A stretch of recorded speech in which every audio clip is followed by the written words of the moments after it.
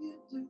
If I ever see you again, I'll be your toy on a string. Yeah, you know it's true. And I promise you it will not be. I was going nowhere until you came along and brightened up my day. But you were having a moment. Somebody had done you wrong. There were tears streaming down your face, and I remember so clearly. Okay, howdy, Ags. We're back again with another exciting episode of Exercise Biomechanics. Today, it is all about ligaments, ligament mechanics, how they work, how we deal with them in terms of prevention of injuries, what happens during rehabilitation, what's the best type of rehabilitation, how do we address this, how do we protect the material properties when there is an injury, how do we regain them. So like tendons, ligaments are densely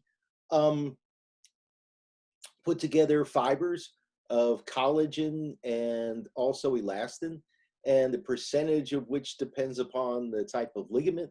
So they're dense, they're regularly arranged, but they're not as parallel as we see for tendons. And the purpose of ligaments is really twofold. One is to provide stabilization of joints by preventing unwanted movement. And the second one, like abduction, too much of that, the second purpose is actually detection of joint position and joint movement. So with that in mind, let's look at the synovial joint, because that's where all ligaments, in a sense, start. Well, almost all ligaments, either part of the joint capsule or inside the joint capsule. So here we see a movable joint, an arthrosis joint, and ligaments are often part or on top of the joint capsule, and they again prevent unwanted movement. So like in the elbow joint, they prevent abduction and adduction. That's something you don't want in the elbow joint. In the inside of the joint capsule, there's the synovial membrane. As you probably know or may remember from your anatomy class or physiology class, this is where synovial fluid is produced. That's the lubricant that we see in most joints. This type of lubricant works best with healthy articular cartilage, So with that in mind, we're going to look at the knee joint, because for humans, these are probably the most important ligaments. It's really hard to get around unless these ligaments work well, especially because we're bipeds. So there's the medial collateral ligament, and as the name suggests, it's on the inside. The lateral collateral ligaments on the outside. They connect the femur with the tibia on the medial side and the fibula on the lateral side. And they prevent unwanted movements in abduction for the MCL and adduction for the LCL. Then we have two ligaments that cross the knee. That's where the term cruciate comes from, cross. Anterior cruciate ligament, and that inserts into the anterior portion of the tibia. The posterior cruciate ligament crosses the knee and inserts into the posterior aspect of the tibia. The ACL helps to prevent hyperextension, forward movement of the lower leg, as well as it also helps against abduction. The PCL, its job is to prevent the knee from hyperflexing. A lot of times wrestlers will get PCL. Injuries are not as common in sports where you have potential for a hyperextension. So like soccer, for example, or football or basketball. ACL injuries are a lot more common in those types of folks. The lateral and medial meniscus, they provide a nice tight fit on which we are able to move the knee joint. Joint or ligaments that are within the joint capsule, but not part of it. So they're surrounded by synovial fluid. They're more susceptible not only to injury, but when there is an injury, they're less likely to be able to heal rapidly. That's because they don't have tissue around them that could provide, for example, blood flow and protection. So very important. So ligaments, as we mentioned, are dense. They're relatively regularly arranged, not quite as much as we saw with tendons. They enhance, as we mentioned, joint stability, prevent unwanted movement. And they're receptors for joint position and joint movement. They're Pacinian corpuscles.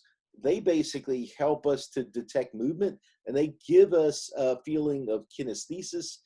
These receptors can also initiate and help with reflexes. When the knee extends too fast, the ACL stretches, and as it stretches, it sends a impulse or impulses to the spinal cord. And at the spinal cord, there's a reflex that will actually inhibit the quadriceps as an agonist muscle and slow down that movement and reduce the pressure on that ACL. So it has a self-protective reflex, if you will.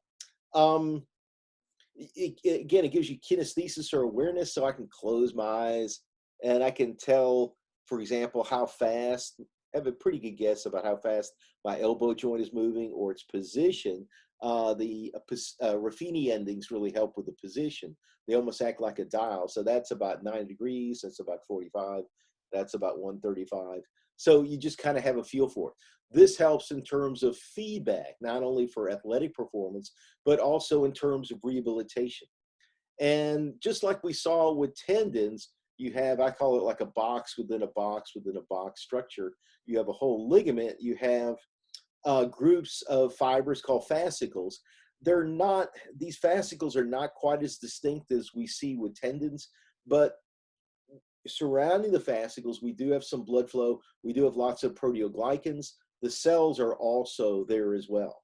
And in ligaments, these, because ligaments tend not just to stretch, but they can twist and they can bend and they get a little shear in there. So these collagen molecules, as well as groups of fibers and fascicles, have to kind of slide over each other a lot. So there's a lot of water and a lot of proteoglycans, even more than we saw with tendons. So ligaments are about 70% water, whereas tendons are about 60% water. So a little bit more water so things can kind of move around. And it also means that ligaments are very dependent on diffusion. They don't have a lot of blood flow. They probably have actually less blood flow than tendons do. A lot of that's on the outside. There's a bit of a visceral layer. And then there are blood vessels, smaller arteries, mostly arterioles and capillaries, that will get into the interior surrounding each of these fascicles. So you have fascicles, then you have fibrils, then you have subfibrils, microfibrils, and an individual collagen molecule. So again, these Pacinian corpuscles tell us about movement, how fast things are and where they are, and give you an idea of where you are in terms of 3D movement. Ruffini endings tell us about joint position, so they give us, again, kinesthesis. The cells are fibroblasts, so the same type of cells we see in the skin, believe it or not, and in tendons, they're pretty much the same cells. We sometimes call them tenocytes in tendons, but they're pretty much the same cell. They're embedded into a collagen matrix. That collagen matrix is a little bit, the geometry is a little bit more sophisticated than we saw with a tendon. So not all the fibers are exactly in parallel. So you see some things kind of moving around to the side. But notice that we have these little dots here. Those are the cells, the fibroblasts, and they're kind of right in between those collagen fibers and fibrils. Here we have a really powerful electron microscope view of a fibroblast and collagen surrounding it. Fibroblasts generally have a single nucleus, just like tendon cells do, or tenocytes or tendon fibroblasts. There's also a significant amount of elastin in ligaments. That helps them to be a little stretchy. Now, some ligaments have a lot more elastin than others. There's some in the spine, and we're going to look at a particular one called the ligamentum flavum. And there's ligamentum flavum band between each vertebrae. So that allows bending, torsion, etc., while providing stability. It's almost like having a partially stretched, thick rubber band. There's a lot of proteoglycans in ligaments. This is kind of was underestimated for a lot of years. At least 5% Some literature indicates even more. And that means that a lot of the water is bound. It's in this gel-like state. And we talked a little bit about hydrogels. So the hydrogels, in a sense, are simulating the environment that proteoglycans are providing. And that's actually really cool because the water and the proteoglycans can actually help to stabilize ligaments. They provide mechanisms for detection of mechanical stress and strain. They also provide um, assistance in the healing process and in the remodeling process. So mechanotransduction, they're involved in repair, even hypertrophy, we think they're involved there as well, and possibly proliferation of of fibroblasts. Um, so there's a lot going on with proteoglycans. So we're going to talk a little bit more about them now than we are with tendons. So elastin, again, helps to maintain stability, particularly in ligaments around the spine. So just some contrast between tendons and ligaments. I noticed in most biomechanics texts, they just throw them together. They're really distinct and different. They have different roles. And in fact, if someone has an ACL graft because of an ACL tear or rupture, that graft will usually be a tendon. And that tendon will take about 12 to 18 months to actually turn into a ligament. It will develop new stem cells. The stem cells become true ligament fibroblasts. They're going to lay down collagen and elastin in a way that'll be ideal for the ligament environment. So they adapt to that environment. So ligaments have more water. They have more proteoglycans. They have a little less collagen. They're less organized. That's one way to look at it. I think they're organized, but they're not all in parallel with each other. So they look a little bit more disorganized, but they're not because they're responding to different types of stresses, not just tension. Again, we're seeing torsion, we're seeing some shear forces, we're seeing some bending forces. So they're adapting to that. Again, the cells are really pretty much the same. We call them tenocytes and tendons sometimes, but they're fibroblast-like cells. Ligaments tend to have significantly more elastin as well. They're not actually quite as strong in tension, believe it or not, as tendons. And that's why an ACL graft with a tendon works pretty well for a while the tissue is adapting to becoming a tendon. So we mentioned proteoglycans are really important. They're a hot area of research. And here we see some Decrin, Versican, those are very, very common. There's another protein that acts as a proteoglycan called biglycan. And as the name suggests, this last part simply means there's a lot of carbohydrates. That's the glycan, like glycosylation, for example, and glycation, which happens as people get older to collagen as it gets stiffer. So the proteoglycans are involved in mechanotransduction, involved in a number of functions. Proteoglycans can also transfer and transmit loads. They help to create space. The water actually helps with sliding of collagen fibers and fascicles, groups of fibers. They're involved in repair and remodeling. So really, really important. They're important in tendons and bones as well. They may actually help with some of the material or mechanical properties of ligaments. Particularly, we think the toe region, where the collagen fibers are straightening out. So here we go.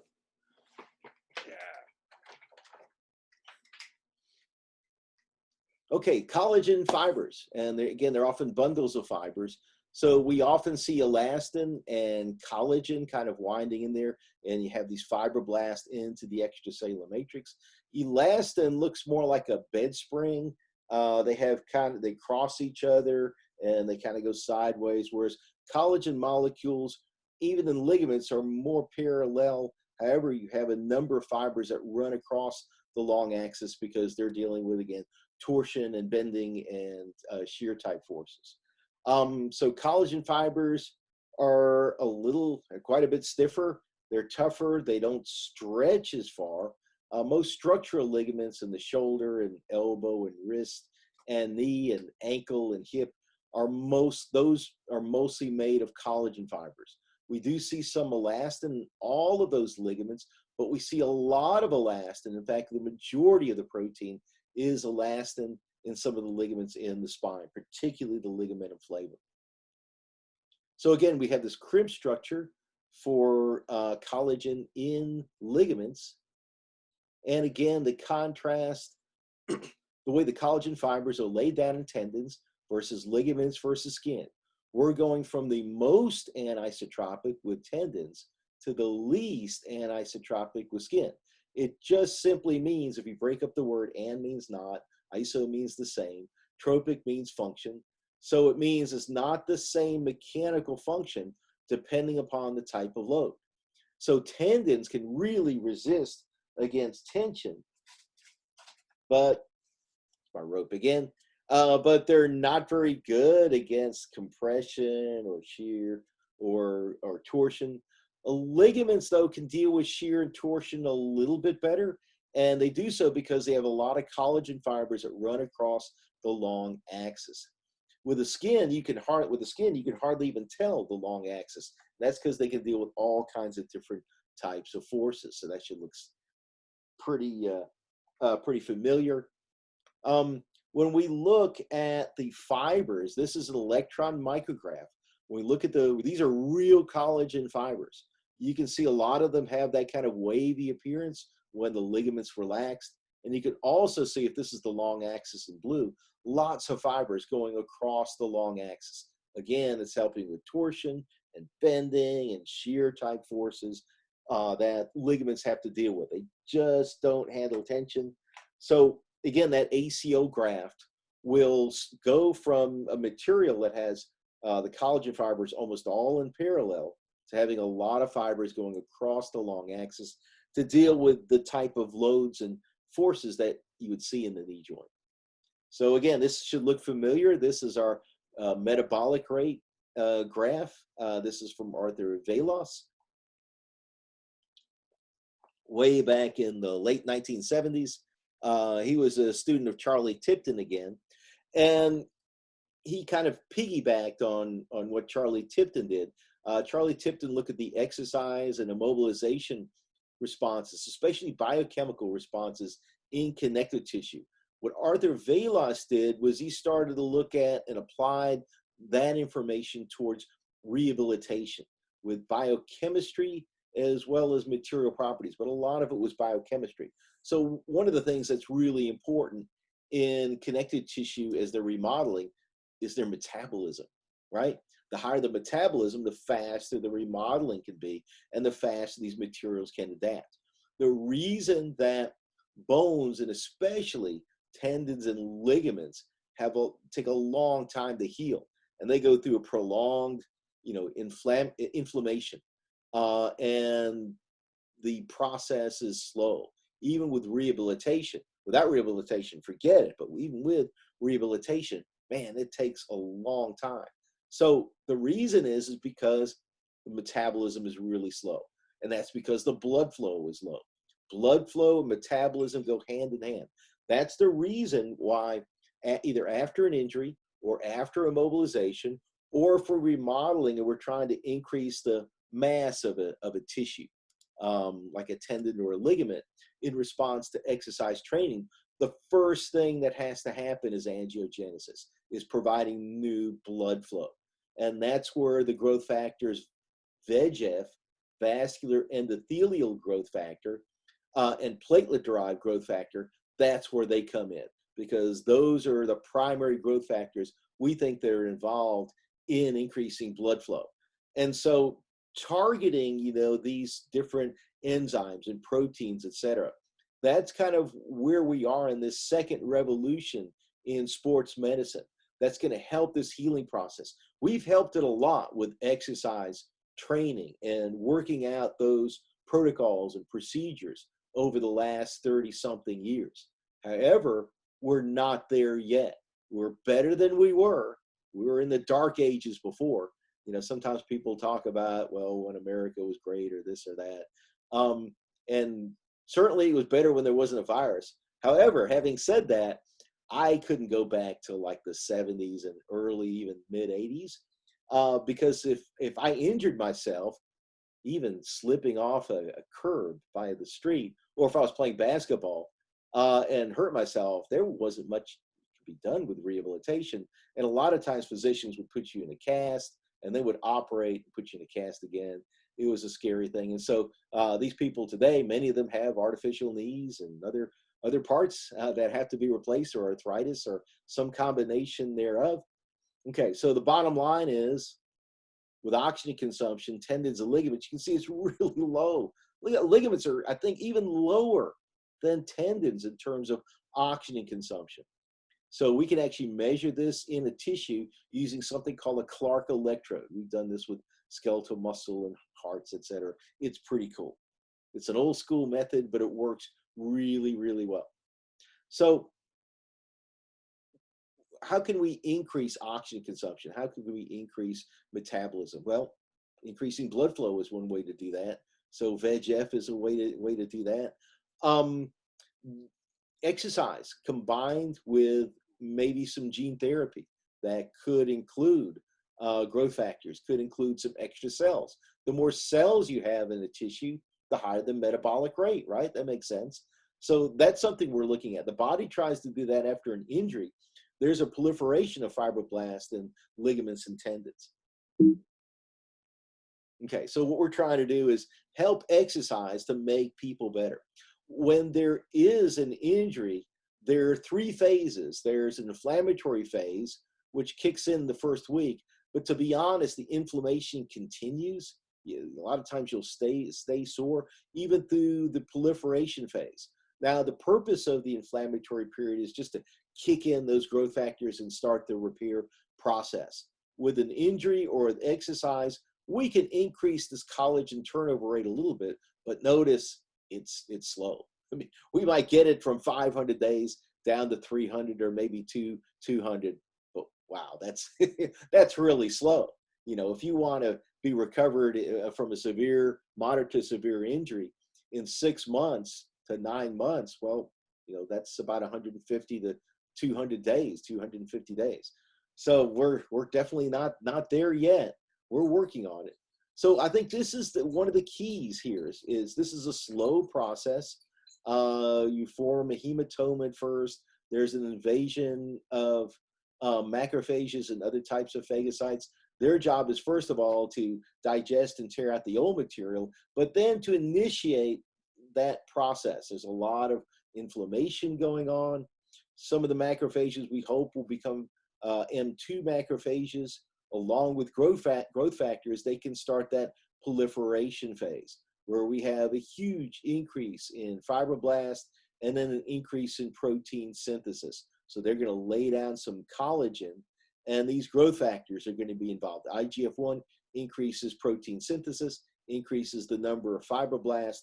Transforming growth factor increases the amount of connective tissue. We do have to be careful that we don't produce as many of those myofibroblasts as you know, we don't want to produce too many of them because they produce scar tissue. So that's something else that we're going to be hopefully doing in the next decade or two in biomechanics, biomedical engineering, and medicine, sports medicine, trying to basically turn on the right growth factors, get them in the Goldilocks zone, make sure they're producing nice, healthy ligament material instead of scar tissue.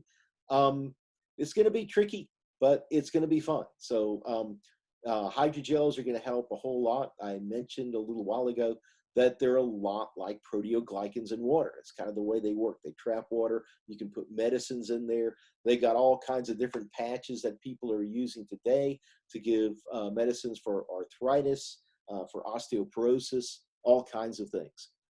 They're probably working on something for the COVID virus as well. I think one of the things, once we get through this, is going to be really exciting is that it's going to spur, I think, a lot of new approaches to medicine that are going to be really specific, that are going to be really good in terms of enhancing drug delivery. The term drug delivery just means how do you get the medicine to the place you want?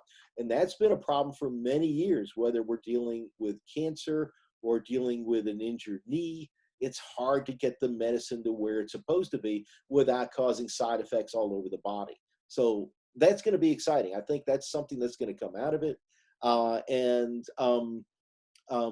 there's potential. A lot of times when people are pushed into a corner, innovation takes over. So fingers crossed, that's what we'll see. Then there's a remodeling phase, and that can take months to even years. So this is what we're going to try to speed up without impeding the ability of tendons and ligaments and cartilage and other materials to heal properly. It's going to be a lot of fun research, some of which may involve 3D printing. It's a way of basically making the tissue in a lab by actually printing it. That type of assembly is exciting as well, almost as exciting as drug delivery. Okay, ligamentum flavum. We promised we'd talk a little bit more about that. So there's a band between each vertebrae right there. When there's stenosis or aging or injury, the ligamentum flavum can actually get too much collagen. Normally, it has a lot of elastin. 70% of the dry weight, the stuff that's not water, is made up of elastin. And I would describe ligamentum flavum probably as more of a band than anything else. So it maintains stability for these vertebral discs, and you find them between the facet and the discs themselves. The spinal cord is right there. So it's key in terms of providing stability. It also allows you to be able to flex and stretch and extend the spine, and also to be able to turn the spine. That's critical. So having elastin, something that's more like a rubber band, that's a better material, we think, for a ligament in a spine, particularly one that's going to allow movement. Because, for example, your medial collateral ligament, the MCL in either the elbow or the knee, can stretch only about 10%. The ligamentum flavum, though, can stretch a lot more, like 50%, 60%, 70%. So let's click here. There we go. Here's another view of it. The ligamentum flavum, imagine like a partially stretched rubber band in between two vertebrae. And because they're partially stretched, what happens is they're actually producing tension.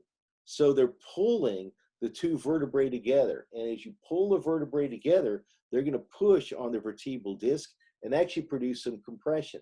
So it actually really helps with stabilizing the spine. But because they have a lot of elastin in them, they're really flexible, much more flexible than the ACL or PCL or the deltoid ligament, for example, in the inside of the ankle.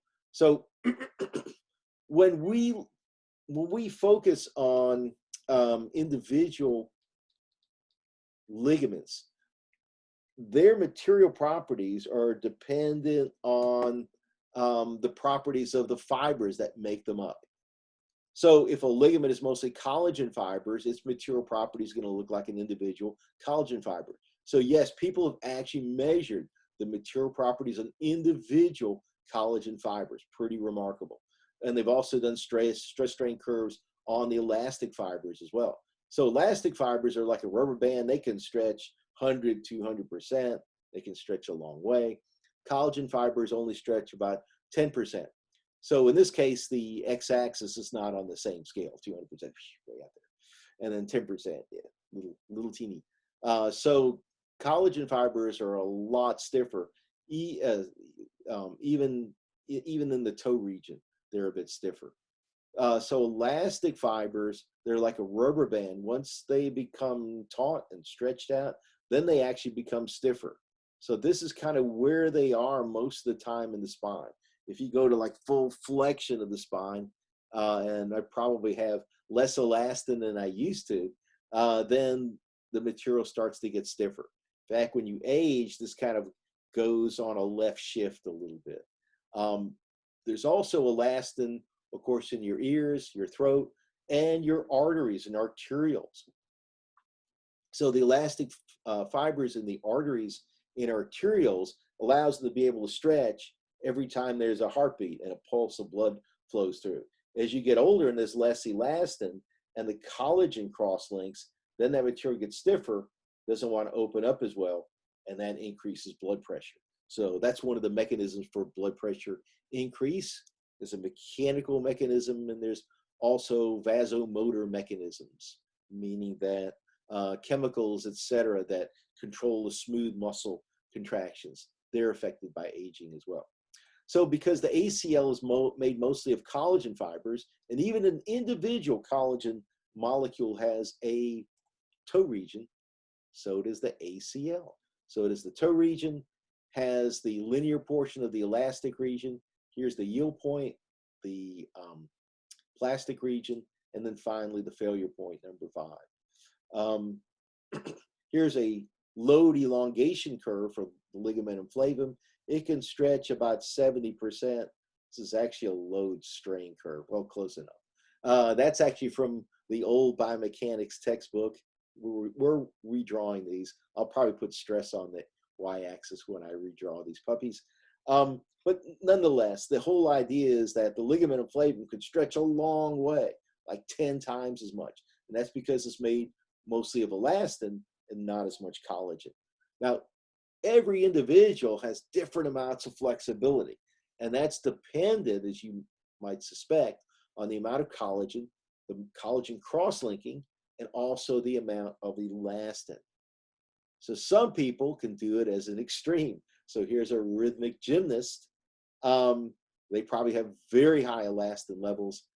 Collagen arrangement and cross-linking is probably really low. This would be difficult. I wouldn't be smiling doing that. My goodness. Either extreme in flexibility, really flexible, like lots of laxity in the joint, too much, especially if you've had an injury, or if you have almost too much elastin, or if there's too little flexibility. Either one increases the risk of an injury. And it could be a sprain if we're talking about ligaments and joints, of course. And speaking of which, we'll again focus on stress strain curves with the notion of where do these different injuries occur. So with sprains, we have mild sprains or class 1 sprains, class 2 or moderate sprains, and then a severe sprain is a class 3, and that means that you've hit the failure point and you've got a tear. So complete rupture. So a stress strain curve might look something like this. The elastic region, this is the healthy region. Remember, elastic tissues, if you will, or when tissues like tendons, ligaments, cartilage, muscles, etc., are elastic, that's the healthy region we might see during exercise. For tendons, ligaments, cartilage, and bones, once you hit the yield point, then you start to get moderate to severe injuries. You can get a mild injury just before the yield point. We sometimes call this the elastic limit. It means that a few fibers have been torn or injured right in here. And then after that, after the yield point, we reach the plastic region. That means like the tendon, or in this case, ligament stretches, and it stretches so far, it doesn't go back into its original shape. It becomes plastic instead of elastic. So think about taking some chewing gum, stretching it some more, and you probably notice it doesn't bounce back. If you chew it fast, it's kind of elastic, or sometimes if you stretch it really fast, it can be elastic, but especially if you stretch it slowly, it's going to be plastic. It's going to change its shape. So injuries in the plastic region, that's a moderate or class 2 sprain. If you get to the failure rupture point, that's a severe sprain or a class 3 sprain.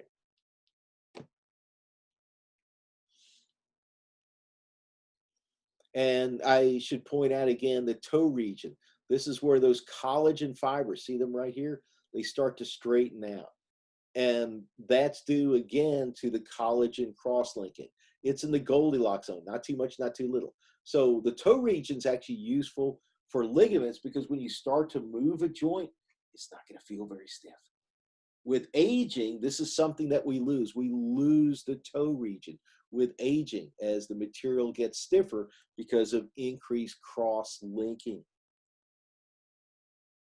So ligaments and tendons are viscoelastic. If you stretch them fast, they're more elastic than if you stretch them slowly.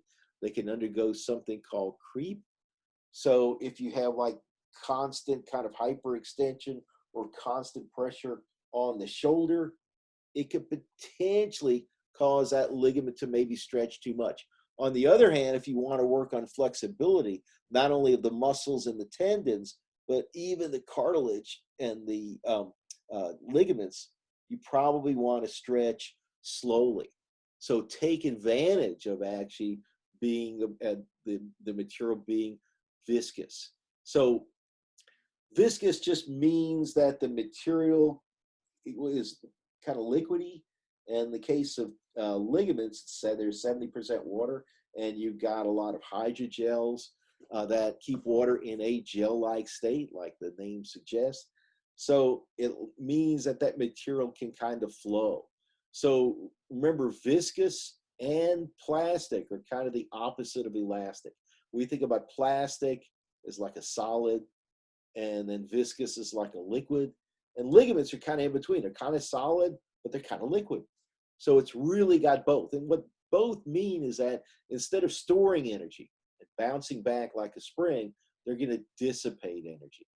So you could take advantage of this by stretching slowly when you're doing flexibility exercises, especially if the tissue is warm, because that actually helps their viscosity. Actually reduces it a little bit, makes it easier to stretch. So that's the best time to be able to stretch out either your shoulders or elbow or knee or hamstrings, etc. Whatever you're talking about, if you're stretching tendons, ligaments, muscles, best time to do it is actually after the exercise. It turns out, ironically enough, that stretching before exercise, like our coaches used to make us do back in the day, actually impedes performance. It doesn't help performance. There's a number of strange things that go on in the skeletal muscle, etc., with repeated ballistic stretching that some people do immediately before exercise. Sometimes it can actually cause a little bit of muscle damage that may impede excitation, contraction, coupling, and therefore you won't produce as much force. So anyway, the way we've thought about this has kind of reversed itself. Just like, hold on a second, I'm going to show you something that my wife mentioned just the other day. Okay, this is the dreaded bomb bat. If we had real time together, we would have talked about this thing. I thought this was a good idea. I was playing softball in kind of an industrial league way back in the day, so I worked at a hospital. And I thought this was going to be a good way to hit a lot of home runs, just the name of it. Bomb bat sounded great. It was really heavy, like getting the heavy lumber out. I thought that was going to be a good idea. And I had an engineering degree, so I guess I should have put it together about moment of inertia. But this thing is really heavy. It's made of aluminum and steel, some kind of weird alloy. I mean, if you wanted to break something with it, it could do that.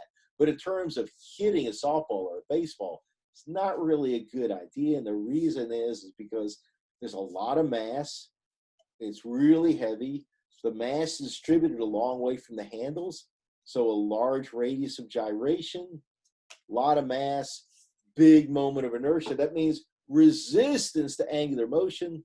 And when that happens, of course, for a given torque, I'm producing. So even if I'm working out and I'm really practicing a lot, I'm trying to produce as much torque as I can. But because the moment of inertia is so high, and that means the moment of inertia and angular acceleration are inversely related, I can't get a lot of bat speed. And that's what would happen. I hit a lot of line drives with these, really rocket line drives, but not enough bat speed to get the thing out of the park. So there's the dreaded bomb bat. That reminds me that a lot of materials that they used to use with bone fractures, or when engineers were making orthopedic type things, and artificial knees, for example, artificial lower limbs, prosthetic devices. We went from really heavy materials that we thought, well, we'll just make it really solid. It's going to last a long time. It'll be heavy. But it affected people's gait. It was hard to get around. So we use much lighter materials. We use things like titanium and carbon instead because they're really light and they allow people to move a lot more naturally. So this is why, oh my goodness, this is, hello, this is why no one uses material like the bomb bat anymore, whether they're playing baseball or softball or what have you. So a bat today would be much lighter. Even in baseball, they use 32, 33, 34-ounce bats, where back in the day they would have used like 43, 44-ounce bats. Okay, so that's a solid. That's not going to undergo any creep, I can tell you that much. But you're not going to be able to swing it very fast. Okay, so aging, what happens as we get older? As I was mentioning, there's an increased cross-linking of the collagen. And the consequence of that is that the material, the tendons and the ligaments, become stiffer, particularly in this toe region. So I've got a stress strain curve down here, and I've circled the toe region. In red, we're looking what happens when people get older. So there's a significant reduction in mechanical strength. Remember, that's the maximal load or stress that can be withstood before something breaks apart. So for an older person, you can see the height of this curve is a lot lower, and that means the strength is down. But in the toe region, notice the slope of the line is steeper. We've shifted that curve to the left. And so that means in this region, you've got stiffer material. And that's because there are actually too many cross links in the collagen. It kind of stays in the semi-wavy, kinky appearance. It doesn't stretch very well. And that helps you to feel, unfortunately, stiffer at your joints, et cetera, as you get older. There's also an increase in collagen and connective tissue in your muscles, which also contributes to this effect. But tendons and ligaments are stiffer, and because they don't match the material properties they should have, it also means there's a greater chance that either one potentially can be injured. Once we get into the elastic region, some studies show the stiffness is increased, some show it's decreased, some show it's about the same. I'm going to average it out over the studies and say, it's about the same. But again, the toe region, it's stiffer, it's not as strong. The area under the curve is a lot less. That's the energy that can be absorbed. And of course, that also means the toughness. So this means that this ligament is a lot more likely to be injured. So if someone's out skiing, they're a lot more likely to really have a bad sprain of the knee or the ankle if they're in their 50s versus their 20s. So this is from a recent paper, and looking at, this is basically the strength. In fact, it says up here the strength. I think I typed that in. Yeah, strength. So this is the strength, ultimate failure stress. In an older person, it's definitely a lot less than a younger person. And the difference is much larger than we saw for tendons, where it was only about a 20% difference with aging. We're talking about 50, 60%. As I'm looking at this here, that's about 60% decrease. So indeed, it's fairly large. Large decrease in the ability to store energy. Toughness is down. Elasticity is down. There's less water. There's less proteoglycans. More collagen cross-linking. All of that's contributing to the increase in the toe region. With fewer proteoglycans, it's going to reduce the healing process. That's something we notice as people get older. Their bones don't heal as fast. Their ligaments and tendons don't heal as fast either. So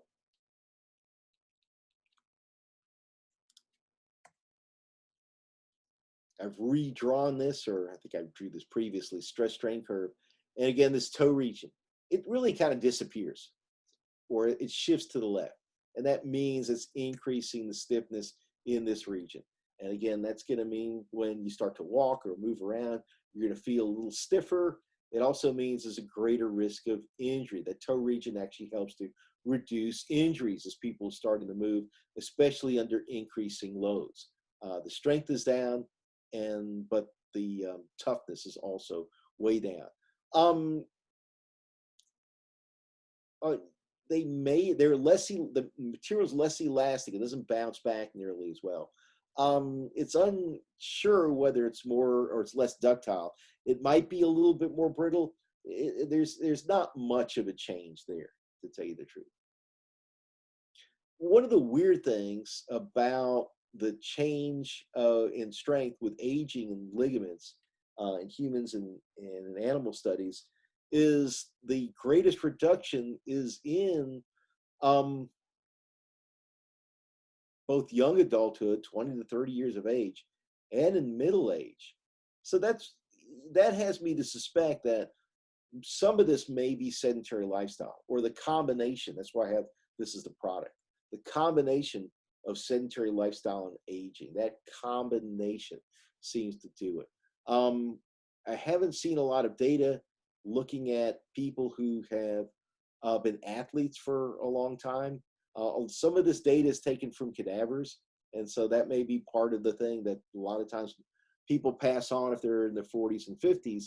It may be health related problems that these people may be sedentary for a number of reasons because of that, maybe because of the health, or maybe they have bad health because they were sedentary, or maybe some combination of both. But nonetheless, it's a little bit harder for me to interpret this data as being true and pure aging. So I think it's probably a combination. We've seen this in other tissues, including like the cardiovascular system. We also see this in terms of metabolism. A lot of the changes that we associate or used to associate with true aging are really combinations of aging and being very sedentary for decades. That combination seems to definitely turn on and increase the incidence of all kinds of metabolic and cardiovascular disease, as well as connective tissue problems as well. So stay active throughout the lifespan. Um, Joint sprains, ligament damage, they pretty much mean the same thing. Again, the healing rate is slow for ligaments just like it is for tendons. It's even slower though for like the anterior and posterior cruciate ligaments that are not part of the joint capsule. So just as a reminder, we're going from grade 1, where only a few fibers have torn. Sometimes we call grade 2, which is the plastic region of a stress strain curve, a partial tear. Grade 3 is a rupture, complete tear, failure point. We've lost our material properties.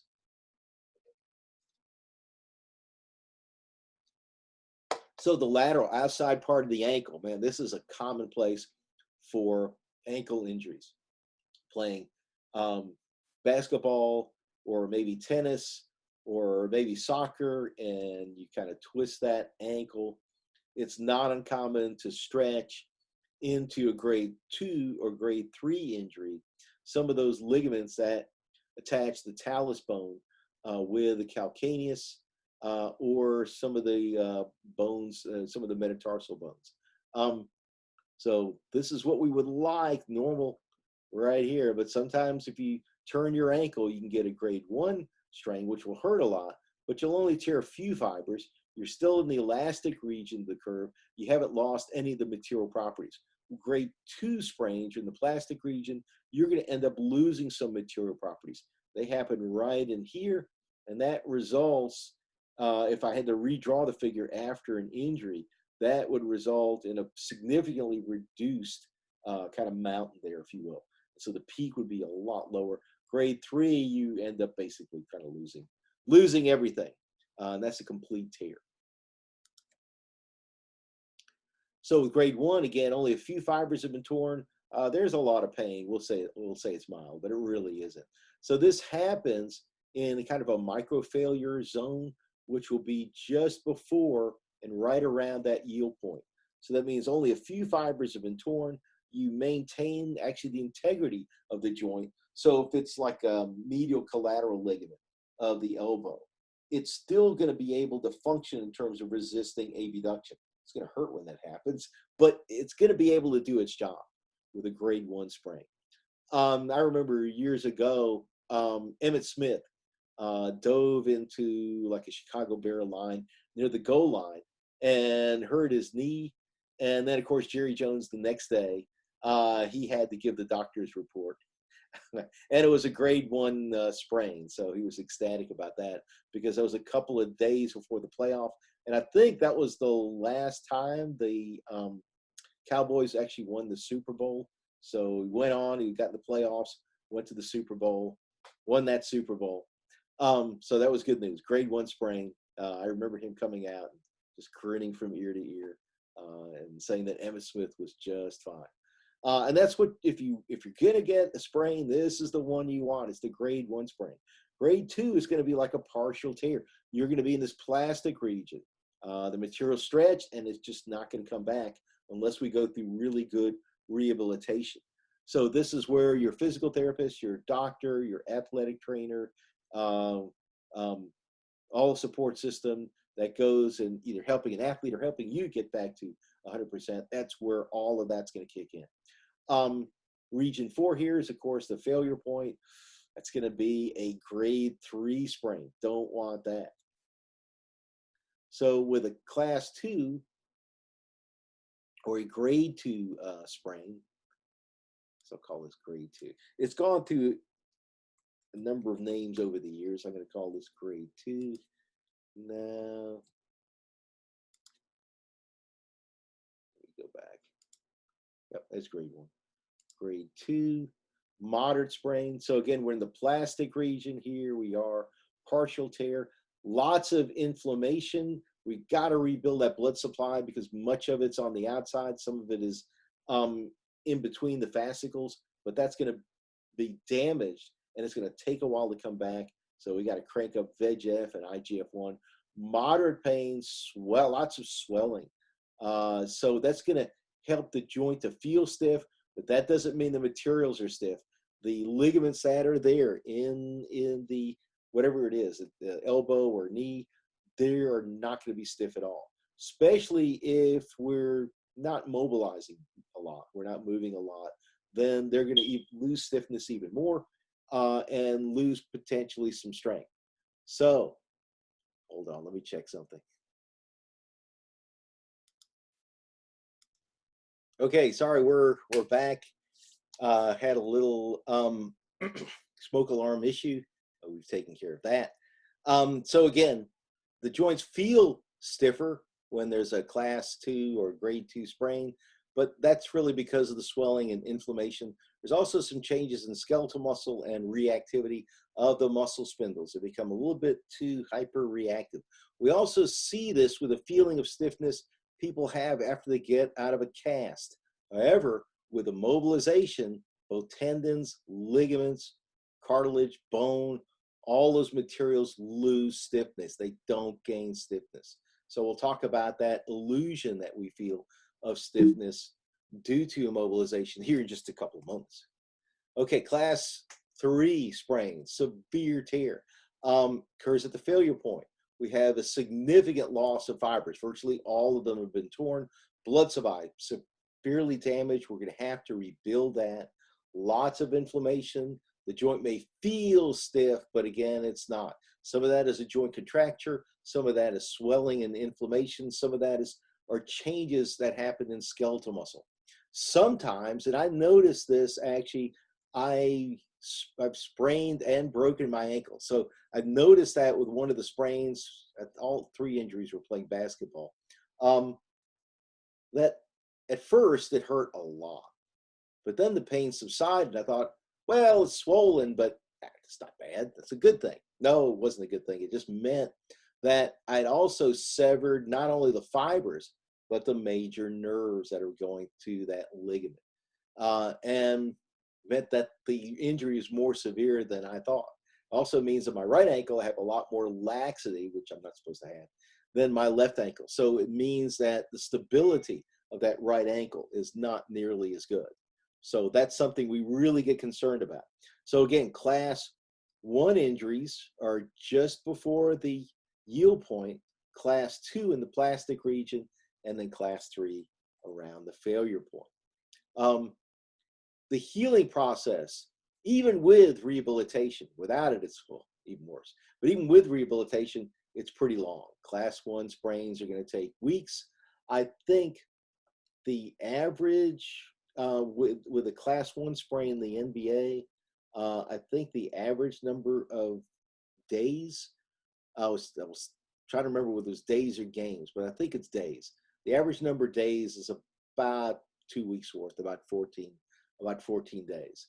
And sometimes we have an extra support One of the things to remember again is with the class 1 sprain, there's no loss in material or mechanical properties. You have an inflammatory period, and that kind of goes into the reparative period where we have this prolonged inflammation. So it can hurt a while, it can be sore. The inflammation is just trying to crank up angiogenesis and proliferate key cells. And here we're talking about fibroblasts. Class 2 sprain can take up to 6 months to really completely heal. With reconstructive surgery, a class 3 sprain, maybe 9 to 12 months. Sometimes if a ligament's part of the joint capsule, like the lateral collateral ligament, if that undergoes a class 3 sprain, we probably won't operate. We'll just have you go through rehabilitation. So long inflammatory or long period of inflammation, the quote unquote inflammatory period lasts about a week or so, but inflammation itself can last quite a while. And again, we're rebuilding the blood supply, trying to enhance angiogenesis. So lots of exercises, range of motion exercises, as well as active exercises. Those are critical. So again, this inflammatory period can last, well, mostly we think it happens in the first week, but the inflammation, that's probably what I need to say, maybe inflammation, can go for 1 to 3 weeks. The inflammatory period, though, editing as I'm going, sorry about this. The inflammatory period is really about the first week. So inflammation persists in the proliferation period. And this is where we're kicking in some of those stem cells that are going to proliferate and increase the number of fibroblasts. So early on with inflammation, we have macrophages, we have VEGF increasing the number of endothelial cells, smooth muscle cells. You also have a number of other immune cells, including T cells, that get in there, and they're going to, again, crank up the cleanup and repair. And in the repair, you're going to start to turn on some key growth factors, not only vascular endothelial growth factor, but IGF-1, transforming growth factor, connective tissue growth factor, fibroblast growth factor. So that's what we need to do now. We need to be able to take this entire process and try to safely squeeze it down so we can come back a lot faster. Exercise has helped a great deal. That remodeling phase, the last part, can last up to 18 months. Now, most of the time with like a class 2 sprain, we're talking about maybe about 4, 5, 6 months or so for the remodeling phase. And for a rupture or surgery afterwards, we may be talking about 6 months to possibly a year. That's still not unusual with an ACL injury, even though the rehab is getting better. But as we add in biologics and we add in growth factors and maybe even some gene therapy, we might be able to accelerate this process. So that's what we focus on now. Try to make the healing process better. And the key is just understanding what's involved. So during inflammation, which is in this initial phase and then continues in the proliferative phase, we are trying to increase fibroblast number through mitosis and also differentiation from stem cells. Platelet-derived growth factor and VEGF are involved in some of the angiogenesis. We have lots of growth factors trying to help those cells. The more cells we have, the more protein we can produce. There's a transition into the remodeling phase where, again, these growth factors still become important with that healing process. So we hope is that with surgery and with a class 3 sprain, we can reduce this process, which can take up to a year. Another thing we want to reduce is the amount of scar tissue. That's something that can start peaking at about 21 days. And even at 6 months, we still have a significant amount of swelling, and inflammation. So how can we reduce the scar tissue? How can we help to squeeze that process? Obviously, exercises help significantly reduce that, but we need a little bit more help. So it's going to be trying to get more cells in there, bump up those growth factors, try to accelerate this process. Hold on a second. Okay, we're back. Trixie was running amok out there, so taking care of that situation. So again, with rehabilitation, the idea is to enhance the healing process, reduce that healing time, reduce the amount of scar tissue, improve flexibility, maintain strength of those muscles. That's something I really need to emphasize. When there's a sprain or injury to ligaments, then that means that your muscles have to remain strong, because they're critical in providing stability for your joints. And when the ligaments aren't preventing that unwanted movement and providing stability, then you really need those ligaments to be able to kick in, or need muscles to be able to provide that stability. So one of the reasons that we are really aggressive with exercise today is we don't want the muscles to atrophy. It also, another reason is we don't want the cartilage to thin.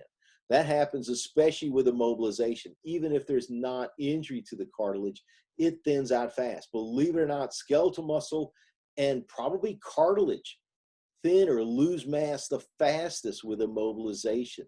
You might think it might be another tissue.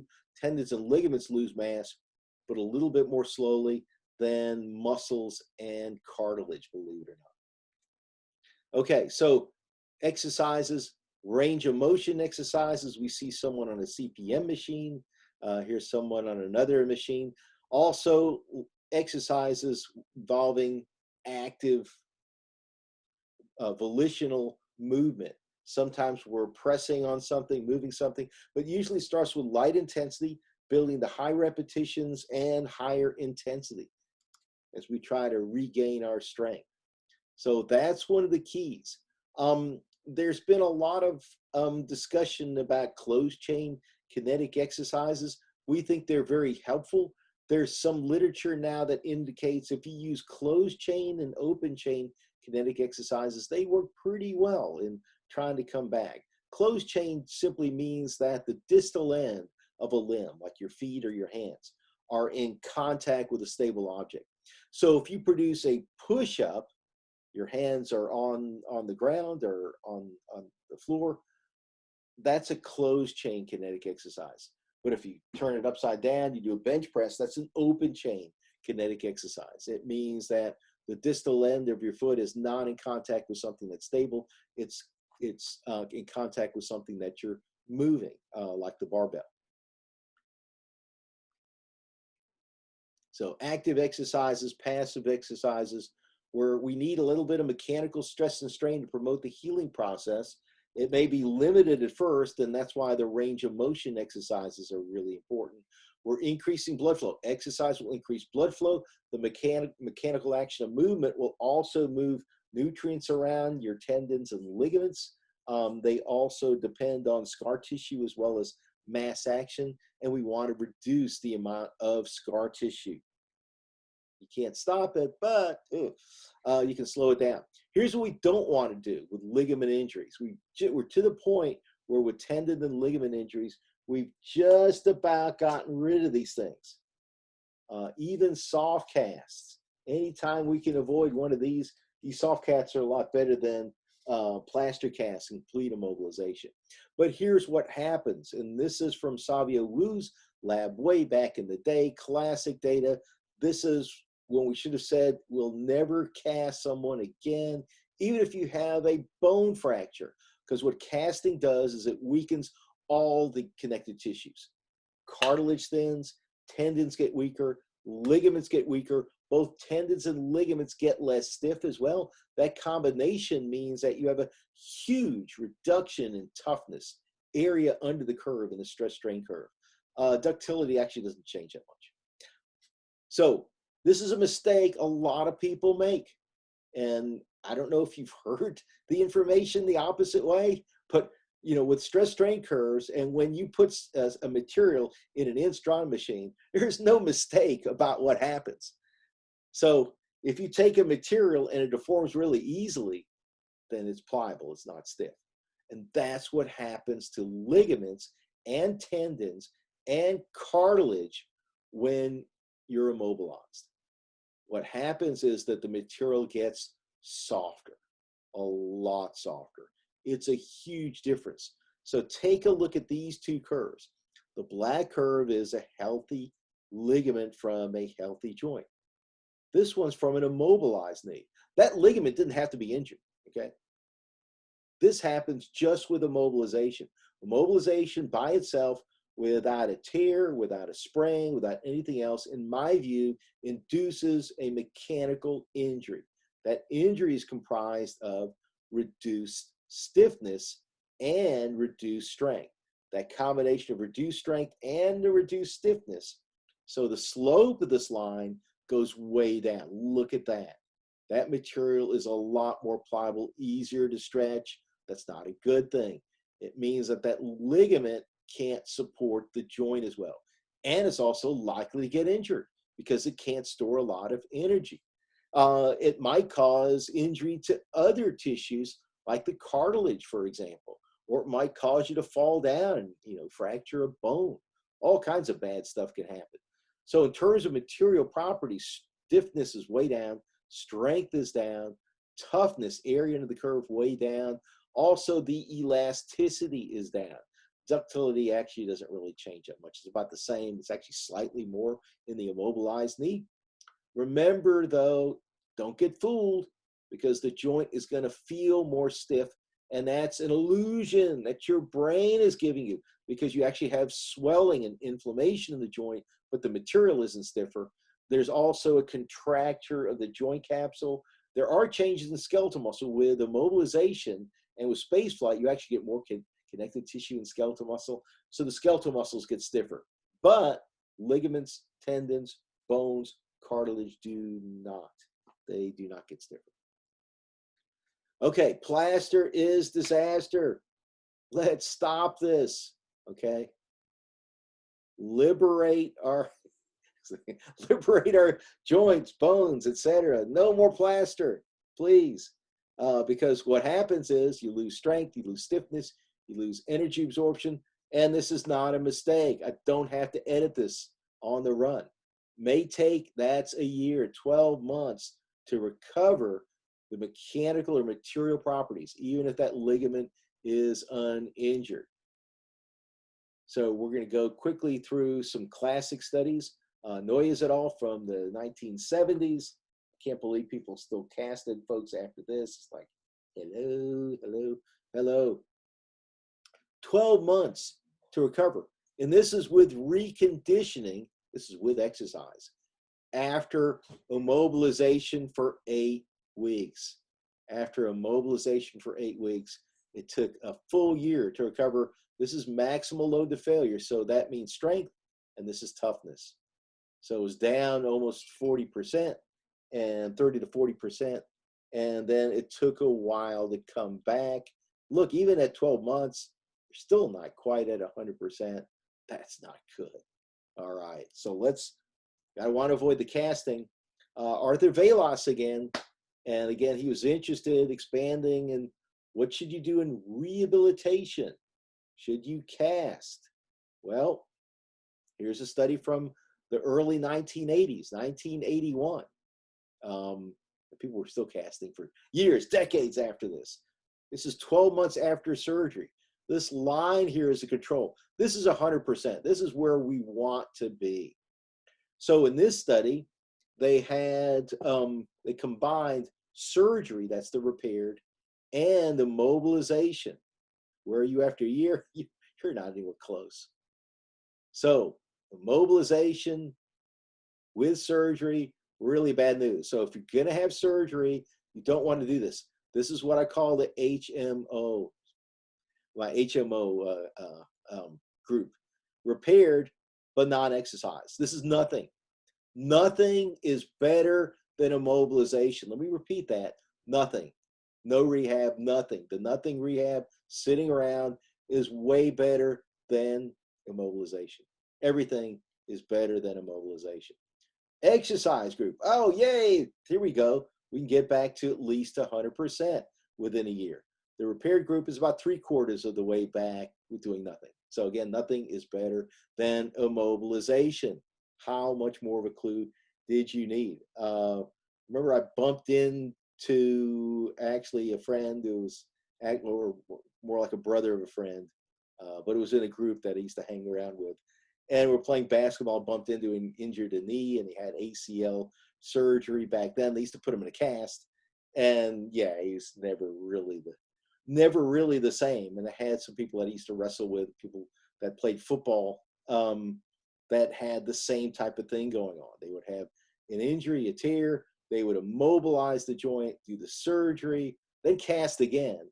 And so they just stayed down here. And they never really played again. And some of them may have artificial knees, et cetera, now.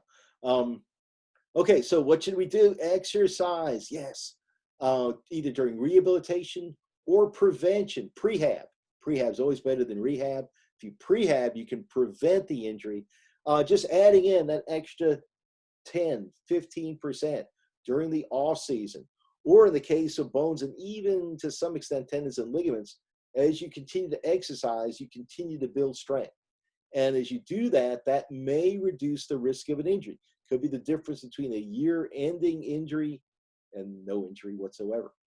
So in this continuum here, immobilization causes a huge reduction in tissue mass and strength and stiffness. It goes way down. This is normal activity, building towards maybe some hypertrophy with exercise, but overtraining. If you overdo it, then actually tendons and ligaments, etc., can decrease the strength. So let's look at this study. It's a classic study from 1980. So we were just looking at immobilization. Well, it's a bad thing. Here, let's look at exercise. And this is a case where, let me think, they weren't recovering. It was just an exercise study to see what the effects were on material properties. Okay, so they had these were rats, some exercised 3 days a week, some did 6 days a week. This was on a treadmill, so it was weight-bearing exercise. This is maximal load, linear load. This is the slope, so that's the stiffness. Then we had stress and modulus of elasticity. Okay, so to interpret this information, this is from a load deformation curve, and it's just telling us that once we've exercised, the strength of that ligament goes up. And the material properties, the quality, if you will, are also going up. Modulus of elasticity, that's the stiffness, that's actually up a little bit as well. Strength is up a little bit more than the stiffness is. Strain to failure, that really doesn't change very much. Energy to failure, and that's basically the toughness, that's way up. So toughness is up, stiffness is up a little bit, strength is definitely up, and yeah, maybe ductility is up a little bit in this particular study. Okay, in the second half of the study, they looked at the difference between 30 minutes of exercise a day and then 60 minutes. Once you get to 60 minutes or above, you actually don't, and it doesn't mean that throughout the day, if you exercise for 10 minutes and then 15, and then another 10, another 15, you get up to an hour, that this will be a problem. It's if it's continuous and high intensity. Then what happens with the ligaments is it's a little bit like overtraining. You're starting to see that effect where the ligament strength is no longer increasing compared with normal activity. Okay, hold on a second. We're getting close. Okay, I've really emphasized don't immobilize. You're much better off doing this. Limit immobilization. Here's the boot. Here's an air cast. That is definitely the way to go. Get out of there. Braces. The knee brace in the 1980s actually increased the risk of an injury. The good news today, they don't, whether it's soccer, whether it's football, etc. Well, technically this is football in the rest of the world.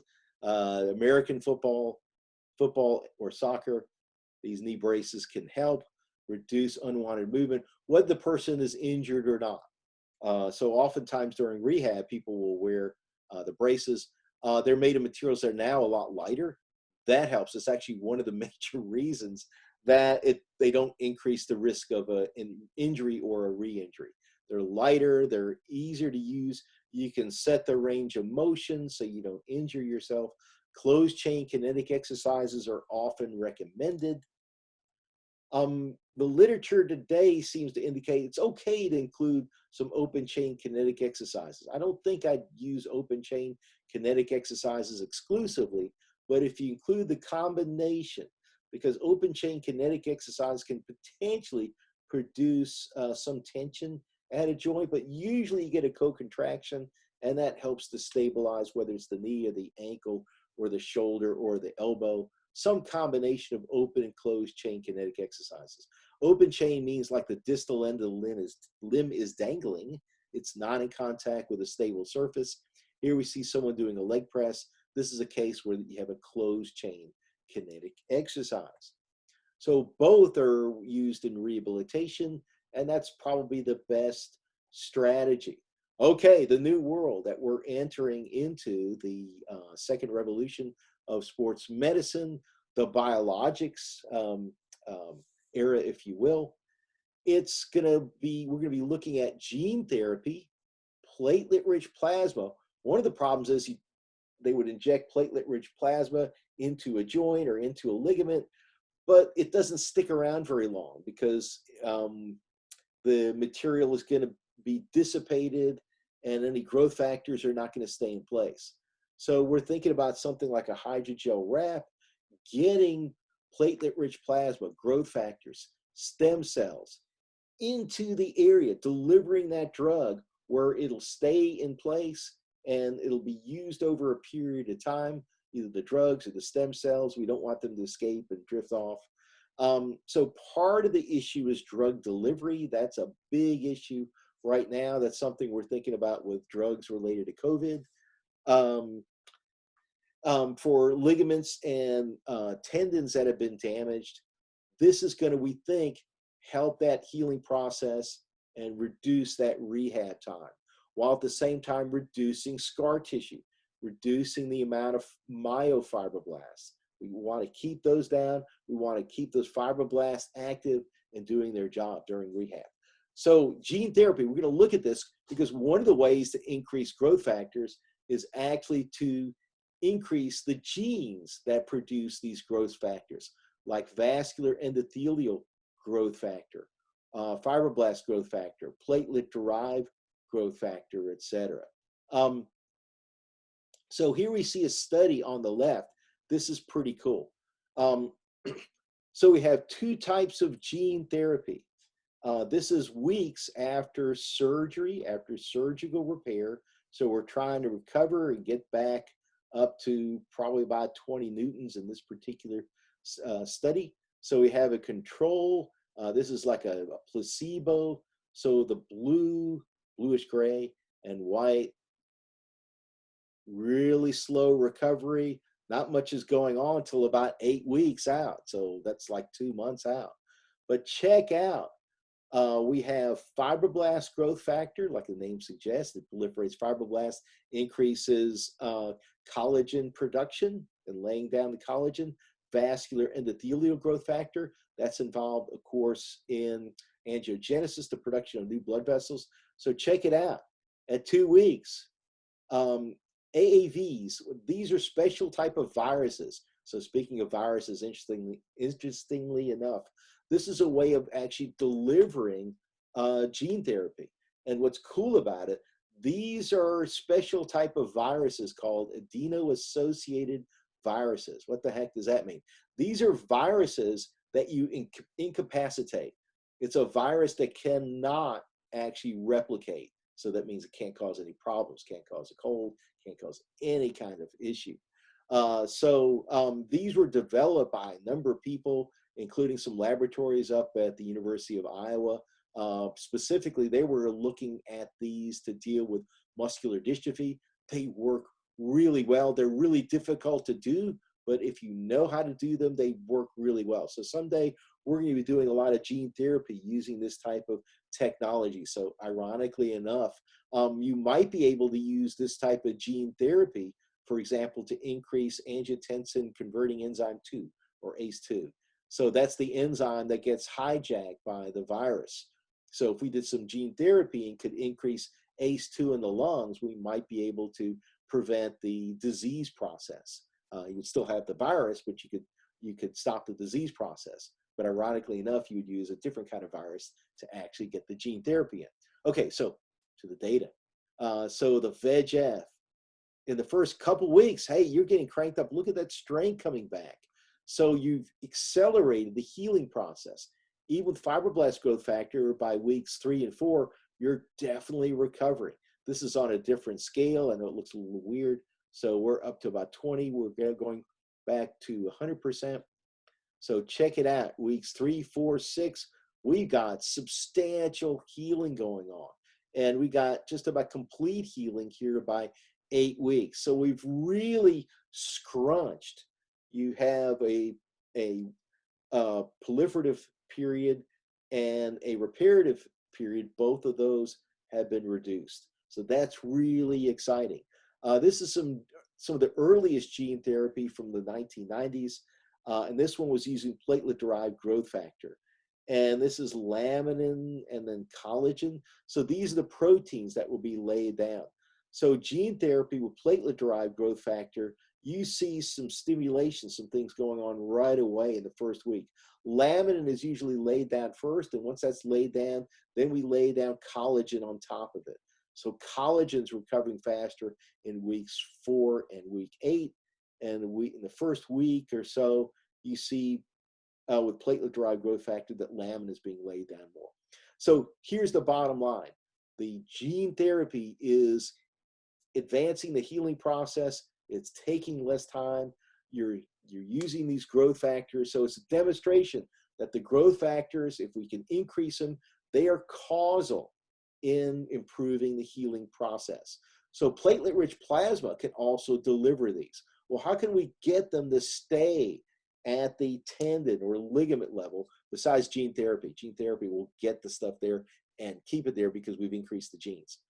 We've cheated a little bit, so genetically.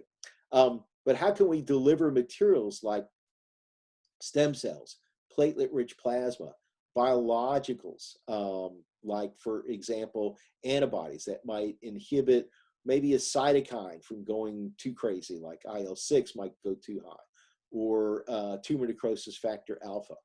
Well, hydrogels and nanotechnology can do that. Nanotechnology can basically ship the material where it's supposed to be.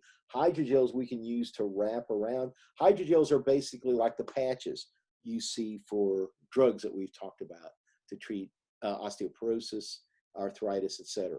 So platelet-rich plasma, sometimes they work, sometimes they don't, but the key has been the drug delivery aspect. They increase key growth factors, vascular endothelial growth factor, platelet-derived growth factor, IGF-1, platelet-derived growth factor.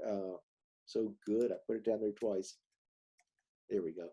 Bone morphogenic proteins, connective tissue growth factor. These accelerate the healing process. And now we're working with hydrogels and other materials to improve the drug delivery. So to finish up, a little bit more about hydrogels. They're polymers. So they're a bit like Jell-O, a little bit like gummy bears. So they're aqueous. They can store lots of water, but the water's trapped. And because it's a gel, it can move around a little bit, and you can actually have some of the water leak out slowly. But that all depends upon what we call the pore size. So you have basically this matrix. The matrix has little holes in it, and that allows medicines and growth factors to seep out. And we can do it at a specific rate. So you notice the patch here. So at the nano level, micro to nano level, we can actually set the pore size so that if you think about these as smart gels, we can make them responsive to temperature, pH, chemicals. We can get them to release when we want to. They're charged. So we can package antibodies for cytokines, stem cells, platelet-rich plasma, growth factors, and deliver it where we need to, wrap around an injured tendon or ligament. You can use them in combination with 3D bioprinting to replace cartilage, muscle, maybe even ligaments and tendons someday. So it's going to be an exciting future.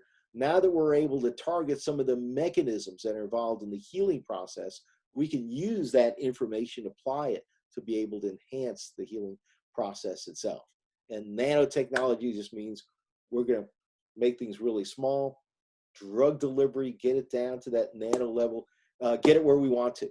Okay, that's it for today and for tendon and ligament biomechanics. It's been an exciting week. We're going to finish up next week with cartilage mechanics. We'll have a short lecture there and then a short lecture about arthritis, which is the disease of the articular cartilage. You guys have a great end of the week. I'm going to post this right away. Friday, we'll have a pop quiz at 2 p.m. And then we'll have a short open session. We'll take some questions and prepare for our final week. So have a great weekend. Enjoy really nice weather around right now. Enjoy that, and we'll see you soon.